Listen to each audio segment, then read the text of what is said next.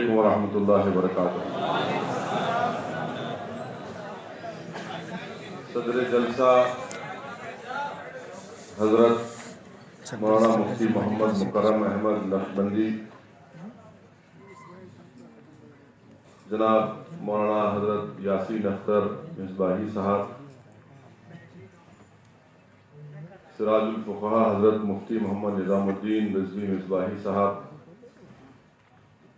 مولانا اقلیم رضا مصباحی صاحب،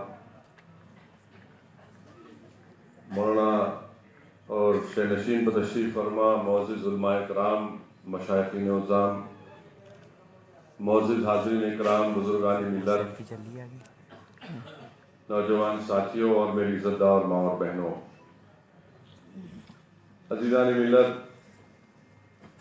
تحفظ شریعت کے عنوان سے آج کے اس کانفرنس کا انعقاد عمل میں لایا گیا ہے، اور یہ مسئلہ اس لیے پیدا ہوا ہے، اس کی بہت بڑی وجہ یہ ہے کہ مرکزی حکومت ہندوستان میں جو غیور 17 کروڑ مسلمان رہتے ہیں، جو اس ملک کے باعزت شہری ہیں، اول درجے کے شہری ہیں، اور جن کو یہ پورا حق حاصل ہے کہ وہ اپنے مذہب پر چلیں، اپنی شریعت پر چلیں، کیونکہ ہندوستان ایک پارلیمانی جمہوریت ہے۔ اس مسئلے کو اور شریعت میں مداخلت کے سلسلے میں شاید ہی ہندوستان کی آزادی کے بعد 70 سال ہو گئے اس ملک کو آزاد ہو کر، ہمارے وزیر اعظم نے اس بات کا اعلان کر دیا کہ وہ شریعت میں مداخلت کریں گے، اور افسوس تو اس بات کا ہے کہ جلسے عام میں ہندوستان کے وزیر اعظم نے یہ کہا کہ میں مسلم خواتین سے انصاف کروں گا، اور وزیر اعظم نے کہا کہ 3 طلاق غلط ہے، اور عوام سے ہمیشہ وزیر اعظم جہاں کہیں بھی بھاشن دیتے وہاں پر سوال جواب بھی کر لیتے عوام سے، اور اپنے منفرد انداز میں کہا کہ کیا انصاف ملنا چاہیے، نہیں ملنا چاہیے۔ اب ظاہر ہے جتنے لوگ اس جلسے میں موجود تھے، نہ تو ان کو طلاق کے معنی معلوم، نہ ہی ان کو شریعت کے بارے میں معلوم، مگر وزیر اعظم نے جب کہہ دیا تو اندھے چانے والے گونگے کہنے لگے کہ ہاں ہونا۔ نہ ہی ہمارے وزیر اعظم کو معلوم ہوگا کہ طلاق کیا ہے، نہ ہی ہمارے ہندوستان کے وزیر اعظم کو معلوم ہوگا کہ بیوی کے حقوق کیا ہیں،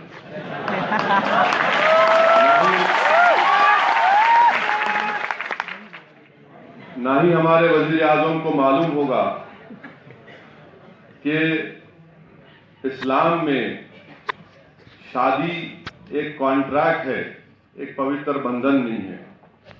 وزیر اعظم اگر پوتر بندھن کو مانتے تو کچھ اور بات ہوتی۔ میرے عزیز دوستوں، بزرگوں، میں بڑی عزت کے ساتھ اپنی بات کو آپ کے سامنے رکھ رہا ہوں، اور معزز علماء کرام کی موجودگی میں ابھی ہم نے حضرت مولانا مفتی نظام الدین صاحب کے بصیرت افروز کتاب کو سنا۔ میں اس تفصیل میں نہیں جانا چاہتا، بلکہ سوال یہ پیدا ہوتا ہے کہ 2.5 سال کے اپنے وزارت عظمیٰ کے ٹینیور کو یا عہدے کو مکمل کرنے کے بعد ہمارے وزیر اعظم کے 56 انچ کے سینے میں اچانک مسلم خواتین سے محبت اور انصاف کی بات پیدا ہوئی۔ بہت اچھی بات ہے، اس میں کوئی اختلاف نہیں ہے۔ ہم ہندوستان کے وزیر اعظم سے صرف اتنا ہی جاننا چاہتے ہیں کہ اگر آپ مسلم خواتین سے انصاف کی بات کر رہے ہیں تو ہندوستان کے وزیر اعظم جس جگہ پر رہتے ہیں، وزیر اعظم کہ خیامگاہ 7 ریس کورس روڈ سے بمشکل 8 یا 10 کلومیٹر کے فاصلے پر جواہر لال نہرو یونیورسٹی ہے. وہاں پر پچھلے 50 دن سے ایک ضعیف ماں اپنے بیٹے کے لیے تڑپ رہی ہے، اور ہمارے ہندوستان کے وزیر اعظم کے 56 انچ کے سینے میں اس ماں کے تعلق سے ہمدردی ابھی تک نہیں پیدا ہوئی ہے.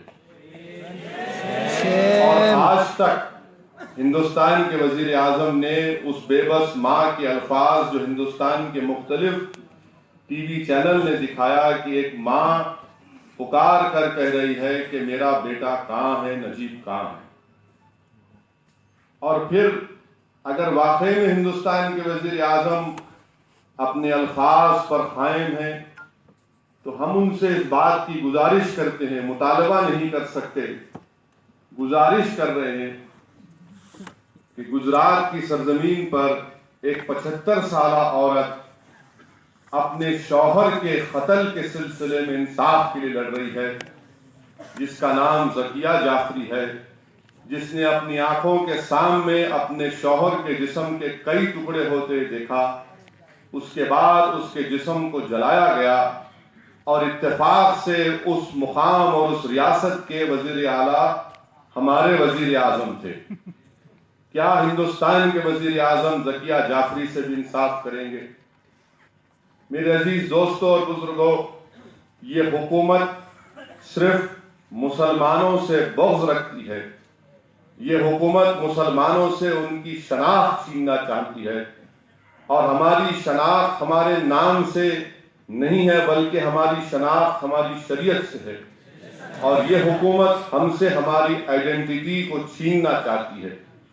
اور ہندوستان کے وزیر اعظم کبھی یہ ہمت نہیں کر کے بولیں گے کہ ہندوستان میں 2011 کے سینسس کے مطابق 1,01,00,000 جو 10 سال کی عمر کے بچیوں کی شادیاں ہوئی ہیں وہ تمام کے تمام نامسلم تھے.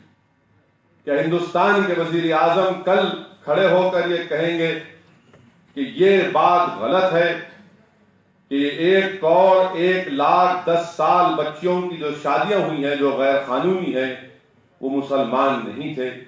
مگر ہندوستان کے وزیر اعظم ہرگز اس بات کو نہیں کہیں گے. مسلمانوں نے، مسلمانوں کے ذمہ داروں نے، علماؤں نے اتر پردیش کی پچھلے 15 سال پہلے اس بات کا فیصلہ لے کر کہہ دیا کہ اتر پردیش میں ایگریکلچر لینڈ میں خواتین کو ان کا حصہ ملنا چاہیے. میں چیلنج کر رہا ہوں، کیا ہندوستان کے وزیر اعظم اپنے آئندہ جب ان کی بھاشن ہوگا اس میں جملہ نہیں ہوگا بلکہ وہ کھڑے ہو کر کہیں گے کہ ہاں ہم اتر پردیش میں جس کسی کی ایگریکلچر زمین ہوگی اس میں بیٹیوں کو ان کا حق ملے گا، اور مسلمانوں نے تو پہلے ہی کہہ دیا ہے کہ آپ دیجئے، مگر ہندوستان کے وزیر اعظم کبھی نہیں کہیں گے. کیا ہندوستان کے وزیر اعظم اگر ٹرپل طلاق یا مسلم عورتوں سے انصاف کی بات کر رہے ہیں تو گوا میں قانون آج بھی ہے، اور وہ قانون یہ کہتا ہے کہ اگر 25 سال کی عمر میں ہماری کوئی ہندو بہن کی اگر شادی ہوتی ہے اور اگر وہ اولاد کو پیدا نہیں کرتی تو اس کے شوہر کو اس بات کی اجازت ہے کہ وہ دوسری شادی کر لے. کیا ہندوستان کے وزیر اعظم کہیں گے کہ میں اس قانون کو ختم کر دوں گا؟ اور وہی گوا میں ایک اور قانون ہے کہ اگر ہماری ہندو بہن 30 سال کی عمر میں اگر اس کو بیٹا پیدا نہیں ہوتا تو وہ شوہر کو اجازت ہے کہ ایک اور شادی کر لے. اور یہ ساری دنیا میں یہ ایک باجا بجایا جا رہا ہے. ہر کالج یونیورسٹی میں RSS سے وابستہ لوگ جا کر بڑی بحث کر رہے ہیں.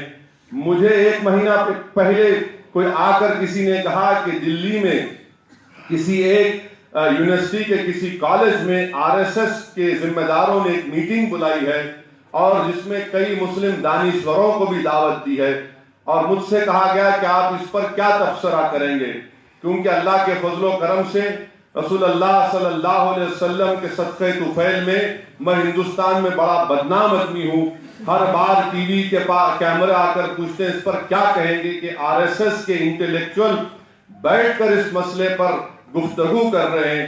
تو میں نے ایک بات کہی کہ پہلے ان کو شادی کرنے کے لیے کہیے, اس کے بعد آپ تمام چیزوں کی بات کریے. جو لوگ زندگی میں کبھی شادی نہیں کرتے, جو کبھی بیویوں کا غصہ نہیں جانتے, اور پھر اس کے بعد صبح اٹھ کر 90 سال تک چڈی پہنے اب پینٹ پہن کر لٹ پھرا رہے ہیں, ان کو شادی کرنی چاہیے. جب آپ چڈی سے پینٹ پہن لیے تو بچہ بڑا ہو گیا, تو میں سمجھتا ہوں کہ اب ان کو آگے بڑھنا چاہیے, رکنا نہیں چاہیے. مگر ہندوستان کے وزیر اعظم اور ان کی تنظیم کبھی بھی اس پر کوئی بات نہیں کرے گی, کبھی بھی اس پر کوئی بات نہیں کرے گی. اور پھر یہ جھوٹا الزام لگایا جاتا ہے کہ مسلمان 2 شادی کرتا ہے. میں آپ کے سامنے اعداد و شمار رکھ رہا ہوں اور یہ چیلنج کے ساتھ کہہ رہا ہوں, یہ چیلنج کے ساتھ کہہ رہا ہوں کہ 2011 کے سینسس یہ کہتے ہیں کہ ہماری ہندو بہنیں یعنی 43,56,294 ہماری ہندو بہنیں 2 شادیاں کی. 43,56,294. کیا ہندوستان کے وزیر اعظم آئندہ اپنی تقریر میں یہ بات کہنے کے لیے تیار ہیں؟ تو آپ کو میں کہہ رہا ہوں کہ نہیں کہیں گے. اور یہ بات کہ 43 لاکھ کا فگر یہ بتاتا ہے کہ یا تو ہماری ہندو بہنیں دوسری شادی کی ہیں یا پھر اپنا مذہب بدل کر شادی کی. بتا دیجیے آپ مسلمانوں میں کتنی 2 شادیاں ہیں؟ ریکارڈ آپ کے پاس ہے, آپ بتا دیجیے. پھر یہ کہتے ہیں کہ مسلمانوں میں طلاق زیادہ ہوتا ہے. جھوٹ ہے, سراسر جھوٹ ہے. 2011 کے سینسس آپ کے سامنے ہے کہ مسلمانوں میں 0.56% ڈیورس ہوتا ہے اور ہندو قوم میں 0.76 ہوتا ہے. ہمارے پاس طلاق ہوتا ہے, ہمارے پاس سیپریشن نہیں ہوتا. اگر آپ سیپریشن اور ڈیورس کو ملا لیں گے تو 0.76% ہے. وزیر اعظم کیا آپ اس پر بولیں گے؟ نہیں بولیں گے. ہندوستان کے وزیر اعظم نہیں بولیں گے, نہ بی جے پی بولے گی, نہ آر ایس ایس بولے گی, مگر بدنام کرنا ہے مسلمانوں کو. ایک اور اہم بات کہ ایک تنظیم ہے خواتین کی جس کا نام بھارتیہ مسلم مہیلا منڈل. یہ سارے ملک میں ہر جگہ جا کر کہتے ہیں کہ ہم نے سروے کیا, 17,010 ریاستوں کا دورہ کر کے ہم نے سروے کیا. میں آپ کو بتا رہا ہوں, علماؤں کی موجودگی میں کہہ رہا ہوں کہ مسئلہ علماؤں کو بڑی گہرائی سے اس پر غور کر کے فیصلہ کرنا پڑے گا. اس تنظیم نے ایک قانون کو بنا کر ہندوستان کے وزیر اعظم کے پاس پیش کیا اور اس میں انہوں نے مسلمانوں کا ڈیفینیشن کیا لکھتے ہیں کہ جو پیدائشی مسلمان ہے یا پھر جو کنورٹ ہو جاتا ہے, جو اللہ کی وحدت کو مانتا ہے اور رسول اللہ صلی اللہ علیہ وسلم کے کردار کو مانتا ہے. یاد رکھیے یہ نہیں ہو سکتا مسلمان. مسلمان وہ ہے جو ختم نبوت کا قائل ہوگا, اور یہ لوگ اپنے قانون میں ختم نبوت کو نکال کر پھینکتے ہیں. ان کا بل انہوں نے جو بل بنا کر وزیر اعظم کو بھیجایا ہے وہ انٹرنیٹ پر اویلیبل ہے. یعنی اتنی بڑی جرت کہ مسلمانوں کا ڈیفینیشن تک توڑ رہے ہیں, یعنی جو ختم نبوت کے منکرین ہیں ان تمام کو داخل کیا جائے, یہ ان کا مقصد ہے. اور یہ پورا کا پورا بل بنا کر اس میں مسلم کا ڈیفینیشن لکھتی ہے. اور پھر یہ تنظیم کہتی ہے, جن کے سنگ پریوار سے میری رائے ہے بڑے گہرے تعلقات ہیں, اور اس تنظیم کا کہنا یہ ہے کہ قرآن کے مطابق ہوتا ہے. پھر یہ کہتے ہیں کہ خواتین کو کیا لکھا ہے بتائیے, اس پر کوئی جواب نہیں دیں گے. علماؤں کی صحبت میں بیٹھو, یہ انٹرنیٹ پر حضرت علامہ گوگل سے علم نہیں سیکھ سکتے.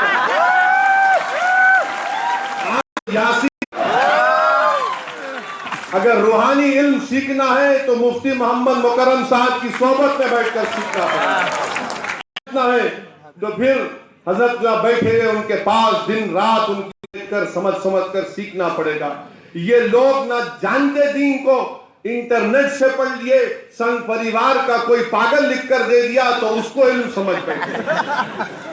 یہ علم نہیں ہو سکتا, یہ ہماری غلطی بھی ہے.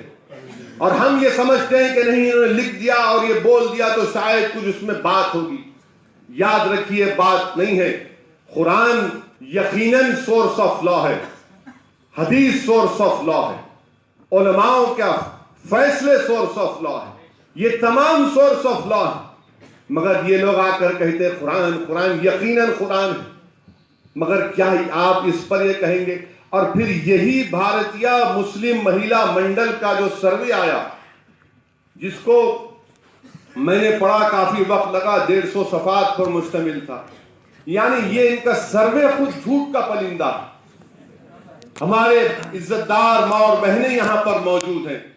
آپ اندازہ لگائیے کہ اس بھارتیہ مسلم مہیلا منڈل میں ہماری ایک بہن ہے, وہ کیس ڈالے ہیں, وہ ممبئی میں جو درگاہ شریف ہے, حاجی علی رحمت اللہ علیہ, انہوں نے جب کیس ڈالا تو کورٹ میں پیٹیشنر بنے.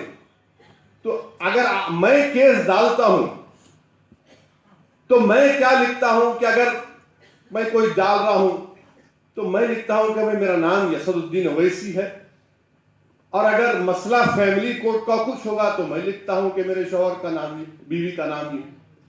یہاں پر ہماری بہن نے حاجی علی درگاہ میں اپنے شوہر کا نام نہیں لکھا, اپنے باپ کا نام لکھا. یعنی آپ حضرت حاجی علی رحمت اللہ علیہ کے پاس کورٹ میں کیس ڈال رہے ہیں اور اپنے شوہر کا نام کیوں نہیں لکھتے؟ آپ تو ناانصافی کر رہے ہیں اپنے شوہر سے. اپنا نام لکھنا تھا, والد کا نام لکھے, کیونکہ شوہر کا نام کچھ اور نام ہے, نام گرامی کچھ اور ہے موصوف کا. اب آپ اندازہ لگائیے, پھر ہم پہ الزام کے ہم ظلم کرتے ہیں. اچھا, ان کا سروے میں حیرت انگیز بات کی ہے, 17,000 خواتین کو انہوں نے سروے کیا, جس میں وہ کہتے ہیں کہ صرف 0.27% مرد نے فون پر طلاق کیا. 0.27.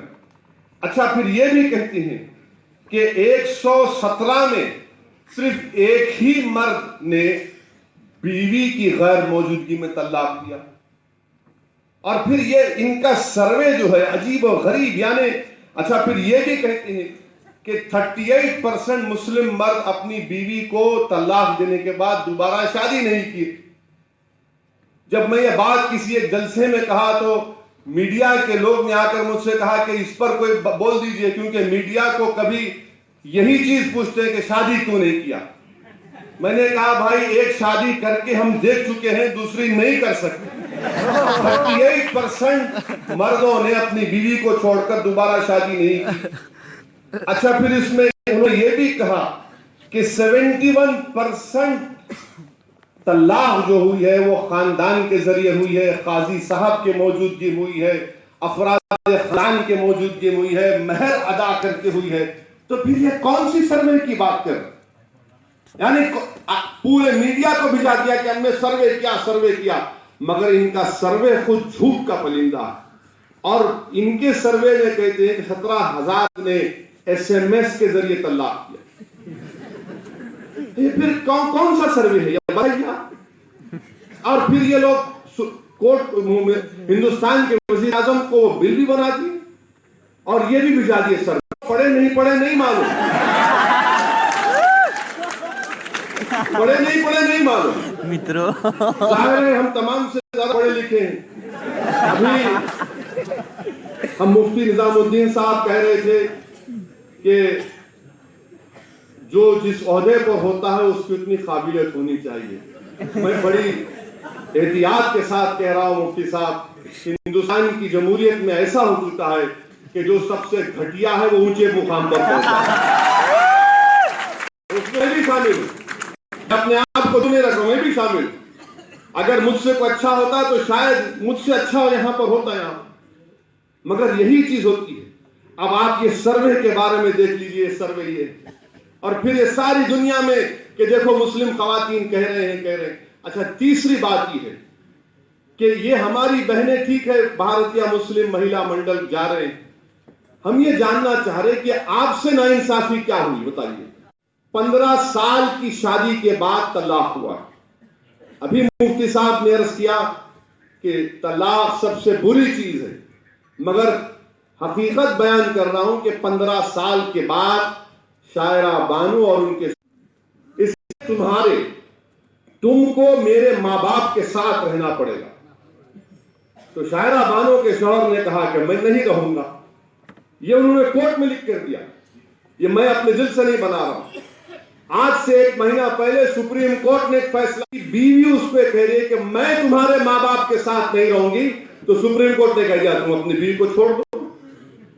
تو سوال یہ پیدا ہوتا ہے کہ اب کیا ہوگا یہاں پر، اب کیا ہوگا یہاں کہ اگر کوئی ہندو بھائی کے ساتھ آپ یہ کورٹ کہہ رہا ہے کہ تم اس کو چھوڑ سکتے ہو اس لیے کہ بیوی تمہارے ماں باپ کے ساتھ رہنے کے لیے تیار نہیں۔ اور یاد رکھیے آپ کہ آج انصاف کی بات کی جاتی ہے، لا کمیشن کی طرف سے ایک کوسچنر بنایا گیا اور لا کمیشن کے چیئرمین صاحب نے جب جج ساتھ رہتے ہیں تو جج صاحب نے کہا کہ لیو ان ریلیشن شپ ہے، اس کو ایکسپٹ کرنا چاہیے، یہ فیصلہ ہے۔ ہم نہیں مانتے، ہمارے اسلام میں یہ گناہ ہے، ہمارا کوسچن بناتے ہیں، اس کی طرف سے جواب دیا کورٹ اور کامن سول کورٹ کے معنی کیا ہے۔ ہم تو ان پڑھ ہیں،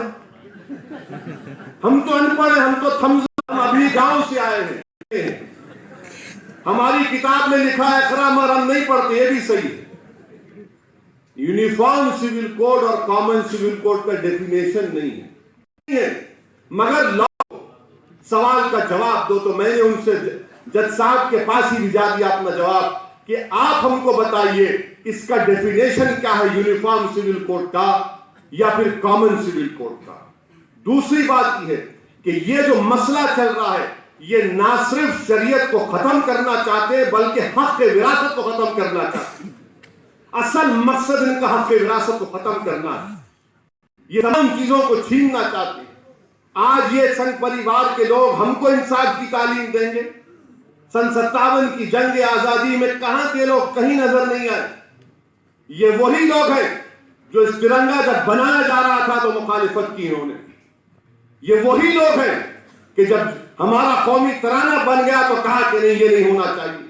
آج انصاف کی بات ہم سے کر رہے ہیں، یہی لوگ ہیں جنہوں نے ہندوستان کے فسادات میں ان کا پورا رول رہا۔ اور آج جب لا کمیشن کا یہ سوال آتا ہے، سوال یہ پیدا ہوتا ہے کہ اگر آپ یہ کہہ رہے ہیں کہ 2 شادیاں کیوں کرنا، ہم یہ پوچھنا چاہتے ہیں کورٹ سے، دوسرے مذہب میں اگر کوئی دوسری شادی کرتا ہے تو وہ بیوی نہیں کہلاتی، وہ بیوی نہیں کہلاتی، اس کو کوئی اور نام سے پکارا جاتا ہے۔ ہمارے پاس اگر کوئی مرد دوسری شادی کرتا ہے تو اس کو، اس عورت کو عزت دی جاتی ہے، اس کو بیوی کا مقام دیا جاتا ہے، یہ حق ہے۔ سپریم کورٹ کے کئی فیصلے ہیں جس میں سپریم کورٹ نے کہا کہ نہیں، دوسری بیوی جو ہندو مذہب میں ہے اس کو حق نہیں ملے گا۔ اور آپ کو جان کر حیرت ہوگی کہ سپریم کورٹ میں آدیواسی لوگوں نے کیس ڈالا اور ڈال کر کہا کہ ہمارے پاس نہ صرف 2 بیویاں ہوتی ہیں بلکہ ہماری عورتوں کے 2 شوہر بھی ہوتے ہیں۔ یہ ہندوستان ہے، یہ ہندوستان کی ڈائیورسٹی، ہندوستان کا پلورلزم ساری دنیا میں کہیں نظر نہیں آئے گا۔ اب ہندوستان کے وزیر اعظم اس پر کیا بولیں گے؟ مدھیہ پردیش میں جو ٹرائبل علاقہ ہے دھار کا، وہاں کے لوگوں نے کیس ڈال کر کہا کہ ہم اس کو نہیں مانیں گے، یونیفارم سول کوڈ کو نہیں مانیں گے۔ آپ جا کر دیکھ لیجئے نارتھ ایسٹ میں، کہیں پر جا کر دیکھ لیجئے، اور ہمارے سے کہتے ہیں کہ ہم یونیفارم سول کوڈ کو لائیں گے۔ کون سا یونیفارم سول کوڈ لائیں گے آپ؟ میرے بھائی، میرے عزیز دوستو، حکومت محض مسلمانوں سے نفرت کرتی ہے، بغض رکھتی ہے، اور صرف اتر پردیش کے اسمبلی الیکشن جیتنے کے لیے ہمارے ہندو بھائیوں میں، اعلیٰ ذات کے لوگوں میں نفرت کی فضا پیدا کرنا چاہتے ہیں۔ آپ اندازہ لگائیے کہ کوئی الیکشن جیتنے کے لیے طلاق کا مسئلہ بناتا ہے تو پھر اس کا جواب تمام ہندوستانیوں کو دینا پڑے گا۔ اور پھر آپ یونیفارم سول کوڈ کی جو لوگ مطالبہ کرتے ہیں، سوال یہ پیدا ہوتا ہے کہ ہندوستان کے کانسٹیٹیوشن میں پہلے فنڈامنٹل رائٹ بنیادی حقوق ہے، اس کے بعد ڈائریکٹو پرنسپل ہے، بنیادی حقوق ہے، بنیادی حقوق ان تمام سے زیادہ ہے، مگر یہ حکومت کیا کرتی؟ نہیں، آپ بنیادی حقوق کی بارے میں بات مت کریے، آپ ڈائریکٹو پرنسپل کی بات کریں۔ سوال یہ پیدا ہوتا ہے کون سے ڈائریکٹو پرنسپل کی ہندوستان کی حکومت یہ بات کرنا چاہتی؟ ایک ڈائریکٹو پرنسپل ہے کہ پورے ملک میں شراب پر پابندی عائد کر دو۔ ہم چیلنج کر رہے ہیں ہندوستان کے وزیر اعظم، آپ کل کھڑے ہو کر کہہ دیجئے کہ میں ملک میں شراب بند کر دوں گا، اعلان کر دیجئے نا۔ نہیں کریں گے، اس لیے نہیں کریں گے کہ ان تمام لوگوں کو روز شام میں انگور کی بیٹی سے نکاح کرنے کی عادت پیدا ہوتی ہے۔ یہ کبھی نہیں کریں گے، یہ کبھی نہیں کر سکتے۔ ہندوستان دنیا میں تیسرا بڑا ملک ہے جہاں پر سب سے زیادہ شراب بکتی اور لوگ پیتے ہیں۔ آپ بند کر دیجئے نا اس کو۔ تو ہندوستان کے وزیر اعظم سے جب شراب بندی کی بات ہوگی تو کہیں گے میں نے 500,000 کو ختم کر دیا، شراب کیا بات؟ 500,000 بھی ختم کیا آپ نے، اور آج جلسے میں وزیر اعظم نے کہہ دیا کہ میرا کیا ہے، میں تو فقیر ہوں۔ اے ہندوستان کے وزیر اعظم، آپ تو فقیر نہیں ہیں، مگر آپ نے ہندوستان کے تمام لوگوں کو فقیر اور بھکاری بنا دیا، تمام کو فقیر اور بھکاری بنا دیا۔ آپ کو فقیر کے معنی ہی نہیں معلوم۔ جو فقیر ہوتا ہے اس کی شہنشاہت آج بھی برقرار ہے ہندوستان میں، خواجہ اجمیری کے روپ میں، محبوب الہی کے روپ میں۔ آپ فقیر نہیں بن سکتے۔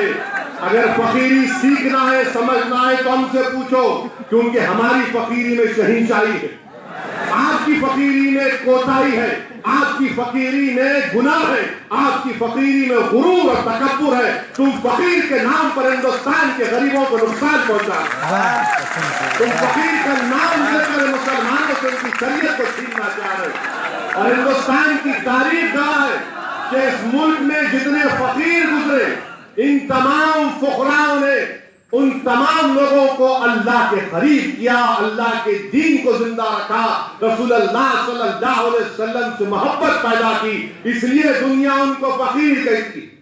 جو غریبوں کے پیٹ کو ملاقات دے گا، جس کے ایک فیصلے سے ہندوستان میں 100 سے زائد لوگ مر چکے ہیں، وہ تمہاری یہ کیا فقیری ہے، کیا فقیری ہے آپ؟ میرے عزیز دوستوں اور بزرگوں، اس لیے ہم کو یہ سمجھنا بے حد ضروری ہے کہ یہ حکومت کی پالیسی کیا ہے، یہ حکومت کی کوشش کیا ہے، اور پھر اچانک یہ کہنا کہ مجھے مسلم خواتین سے ہمدردی پیدا ہو گئی، یہ سمجھ میں نہیں آتا۔ آپ اندازہ لگائیے کہ بھوپال کی جیل سے 8 لوگ بھاگے بولتے ہیں۔ میں اس پر اس لیے کہہ رہا ہوں کہ بھاگے نہیں بھاگے، ٹھیک ہے، ان پر الزام تو بہت سنگین تھا۔ سوال یہ پیدا ہوتا ہے کہ 8 لوگ اگر 32 فیٹ کی دیوار، یعنی یہ سیلنگ کے قریب 32 فیٹ ہے، اگر میں یہاں نوجوانوں کو کہوں گا کہ بھائی صاحب میں آپ سے گزارش کر رہا ہوں کہ ذرا یہ دیوار کود کے دکھائیے، تو نوجوان کہیں گے اویسی صاحب ہم محبت ضرور کرتے ہیں آپ سے، مگر آپ کے لیے اپنی جان نہیں دیں گے۔ 32 فیٹ نہیں، سنیے، نہیں دینا ہے، میں دوں گا، فکر مت۔ 32 فیٹ کی دیوار، یہ کہتے ہیں کہ 8 لوگ کودے۔ سوال، میں بھی کئی مرتبہ جیل میں گیا، کبھی کانگریس کی وجہ سے گیا، کبھی تیلگو دیشم کی وجہ سے گیا، ہو سکتا ہے کہ ان کے بھی ظلم کا بھی شکار ہو جاؤں، مگر جیل کو جانا ہمارے پاس سنت ہے۔ لوگ کہتے ہیں آپ کے پاس کتنی بیوی ہیں؟ میں کہتا ہوں ایک ہے مگر سسرال 2 ہے، ایک بیوی کا اور دوسرا جیل، تو آپ ہم کو لے کر جا سکتے ہیں، ہم تیار ہیں۔ سوال یہ پیدا ہوتا ہے کہ 32 فیٹ کی دیوار کون کودے گا؟ تو کہا گیا کہ کودنے والوں نے بیڈ شیٹ سے ڈال کر کودا۔ میں بھی جیل میں تھا، جیل میں ایک آدمی کو ایک بیڈ شیٹ ملتی، اور ایک بیڈ شیٹ سے یعنی چلیے 8 بیڈ شیٹ ہو گئے، تو کہا نے ایک کے اوپر ایک کھڑا ہو گیا اور دیوار تک پہنچ گیا، مطلب ٹھیک ہے اس کو بھی مان لیا۔ 8वां कूद गया तो 7 वाले कैसा चढ़े ऊपर पे? कोई सर्कस तो नहीं है ना। संघ परिवार या बीजेपी के नाम का सर्कस तो नहीं है कि इधर से उधर कूदेंगे। 500,000 की नोट चले गई तो सल्तनत मुगलिया का पूरा अगर आप देख लेंगे उनकी हुकूमत में, इस हुकूमत ने 25 दिन में 180 फरमान जारी कर दिए, मगर ये कूदे माशाल्लाह। जब पूरे के पूरे कूदे तो किसी को भी एक जख्म नहीं आया, किसी को भी एक जख्म नहीं आया। जब मैंने ये बात टीवी पर कही तो हमारे बीजेपी के काबिल दोस्त ने कहा कि देखो तुम नफरत पैदा कर रहे हो। मैंने कहा ठीक है, हो सकता कि कोई अजिन्नात आकर उनको उठाकर नीचे रखे, हो सकता है भाई, आपके पास अजिन्नात होंगे। जब वो निकले जेल से और उनके पास जब उनकी लाशें देखी हमने और आपने, उनके पैरों पर बेहतरीन जूते, हाथ पे घड़ी, बेल्ट। जब आप जेल में रहते हैं तो हाथ पे घड़ी नहीं पहन सकते आप। जब आप जेल में रहते हैं आप बेल्ट नहीं लगा सकते। जब आप जेल में रहते हैं जूता नहीं पहन सकते आप, आपको चप्पल पहनना पड़ता। मगर ये अचानक कौन लाके दिया? तो टीवी पर जब हमारी बहस हो रही थी, एक बीजेपी के काबिल दोस्त ने कहा, जो मुझसे ज्यादा काबिल है, उन्होंने कहा कि तुमने दिया, तुम आतंकवादी है। मैंने कहा वो कौन सी पुरानी बनाई बात है? वो पुरानी बात है। इसलिए कि जब मैं पैदा हुआ तो वालिद साहब ने, वालिद मरहूम ने अल्लाह के वली को बुलाकर कहा कि मेरे बेटे के कान में अजान दीजिए। जब वो वली ने एक अजान दे दी तो वालिद साहब ने दूसरी कान में कहा कि याद रखो तुमको आतंकवादी कहेंगे। तो हम तो सुनते आए। सवाल ये पैदा होता है कि अगर मैंने जूता दिया, घड़ी दिया, बेल्ट दिया, तो गाड़ी क्यों नहीं दिया मैंने? मोटरसाइकिल क्यों नहीं दिया उसको? हमने जहर में कुछ तो आया होगा। मगर आग की आग एक पहाड़ पर पहुंच गए और पहाड़ पर पहुंचने के बाद इनको गोलियों से मार दिया गया। सवाल ये पैदा होता है कि टीवी पर वीडियो दिखाया जा रहा है कि एक ऑफिसर कह रहा है कि 8 लोग खड़े हैं, सरेंडर होना चाहते हैं, तो आवाज आई कि निपटा दो, आवाज आई कि मार दो, गोली मार दो। जब कहा गया कि 5 मर गए तो आवाज आई कि 3 को भी लुढ़का दो। फिर हमने वीडियो पर देखा कि एक लाश पड़ी हुई है, उसमें चंद सांसें बाकी हैं, आवाज देने वाला कह रहा है कि मार गोली, इसको भी जिंदा है। तो दुनिया की आंखों के सामने मिस्टर मोदी उस मुसलमान की लाश पर गोली चलाई गई है। अब हम आपसे पूछना चाहते हैं, जब इन बच्चों को मारा जा रहा था, जब पुकारने वाला पुकार कर कह रहा था कि इसमें सांस है, मार दे इसको, जब आवाज आ रही थी कि ये लोग सरेंडर करना चाहते हैं, जब आवाज आ रही थी कि 5 को मार दिए, तो आवाज आई कि 3 को भी मार दो। हम हिंदुस्तान के वजीर आजम से सिर्फ इतना पूछना चाहते हैं कि ये नजारा जहां पर करोड़ों हिंदुस्तानी ने देखा, वहां पर इन 8 बच्चों की माओं ने, इनकी बहनों ने भी देखा होगा। बताओ वजीर आजम इनके सीनों पर क्या गुजरी होगी, इन पर क्या गुजरी होगी? मैं जानता हूं एक मां को, सुनिए, मैं जानता हूं एक मां को शोलापुर की, जो उस वाकये के बाद से आज तक रात में नहीं सोई। हर बार वो पुकार कर उठ जाती है कि मेरे बेटे पर कोई गोली चला रहा है। अब आप बताइए कि ऐसी हुकूमत अगर है, वो कौन सा इंसाफ करेगी? मगर हम हिंदुस्तान के वजीर आजम से कहना चाह रहे कि हम डरने वाले नहीं, हम डरने वाले नहीं हैं। इंशाअल्लाह ताला हम जब तक जिंदा रहेंगे रसूल अल्लाह सल्लल्लाहु अलैहि वसल्लम के गुलामों की गुलामी करते रहेंगे। हम जब तक जिंदा रहेंगे जबान से हक को बयान करेंगे। और ताक़ुज़ शरीयत के सिलसिले में काशी के रसूल ने बहुत अच्छा कहा, वो जबान जिसको सब मेरे अजीज दोस्तों, इस शरीयत की हिफाजत अगर हम करना चाहते हैं तो याद रखो आप मेरी इस बात को कि अल्लाह को हमारी जरूरत नहीं, हमको अल्लाह की जरूरत है। अगर हम शरीयत की हिफाजत करना चाहते हैं तो शरीयत का तहफ़्फ़ुज़ करना सीखो और शरीयत को अपने जिंदगियों में नाफिज करो, शरीयत को अपनी तबीयत पर नाफिज करो, शरीयत को अपनी अनानियत पर नाफिज करो। और जब शरीयत ہم تمام چیزوں پر نافذ کریں گے. جب ہم شریعت کا تحفظ کریں گے تو شریعت ہماری حفاظت کرے گی. شریعت ہماری حفاظت کرے گی. میرے عزیز دوستوں اور بزرگوں، انشاءاللہ تعالی لمبی چوڑی گفتگو ہے. میں صرف اتنا ہی آپ سے کہہ رہا ہوں کہ آپ لوگ متحد رہیے، شریعت کی حفاظت کریے. ایسے ظلم اور جبر جو ہوتے ہیں، اس میں ایک امتحان ہے ہمارا. ہم کو اللہ کی ذات سے توکل کرنا، اللہ کی ذات سے امید رکھنا ہے. اور مجھے پورا یقین ہے کہ ہندوستان کی سرزمین میں لاکھوں، انشاءاللہ تعالی یہ سرزمین میں کبھی بھی ایسے ظلم کرنے والے نہ کبھی ظلم کرے ہیں نہ کر کیا، تو اللہ نے لنگڑے مچھر سے اس کو ختم کر دیا. تاریخ اسلام گواہ ہے کہ جب فرعون کو اقتدار پر بڑا غرور آیا تو اللہ نے اس کا خاتمہ کر دیا. تاریخ گواہ ہے کہ جب یزید نے اپنے آپ کو طاقتور سمجھا تو نواز رسول نے کربلا کی سرزمین کو اپنے خون سے لال کیا اور اللہ نے حق کو کامیاب کیا. آپ متحد رہیے، اللہ سے رجوع کرتے رہیے اور دین کو سیکھیے. علماء کرام سے ان کے پیروں کے پاس بیٹھ کر سیکھیے. دین سیکھنا ضروری ہے، اور جب ہم دین سیکھیں گے تو انشاءاللہ تعالی اس پر عمل بھی کریں گے. میں شکر گزار ہوں حضرت مولانا یاسین اختر مصباحی صاحب کا کہ انہوں نے مجھے یہاں پر آنے کی دعوت دی. وآخر دعوانا الحمدللہ رب العالمین.